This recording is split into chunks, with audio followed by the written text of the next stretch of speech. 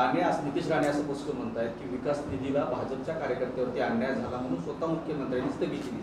काय नेमकी एक नाही त्या बाबतीमध्ये दोनच लोक व्यवस्थित तुम्हाला सांगू शकतील, एक म्हणजे नितीशजी आणि दुसरं म्हणजे मुख्यमंत्री महोदय। त्यांना आपण निश्चित विचारा आणि ते नक्की उत्तर देतील तुम्हाला। ते दोघेही तुम्हाला नक्की उत्तर देतील। माझ्याशी संबंधित जो विषय त्याच्याबद्दल मी देईन ना। दादा एक विषय असा आहे, वडगाव एमआयडीसीतल्या मी सांगितलं ना, मी त्याच्याबद्दल बोलणारा मी योग्य व्यक्ती नाही आहे। जे ह्याच्याबद्दल तुम्हाला सांगू शकतील त्यांना विचारलेलं जास्त बरं ना। नाही आता प्रश्न असा आहे की आपण स्थानिक आमदार आहात, स्थानिक नेते आहात जिल्ह्याचे, बाहेरचे नेतृत्व येऊन जिल्ह्यात म्हणजे सांगतात की स्थगिती भाजपनं दिली आहे, भाजपच्या मुख्यमंत्र्यांनी दिली आहे। मात्र इथं आरोप प्रत्यारोपाचं राजकारण वेगळ्या पद्धतीने होतं। वस्तुस्थिती आम्हाला जाणून घ्यायची त्यातली।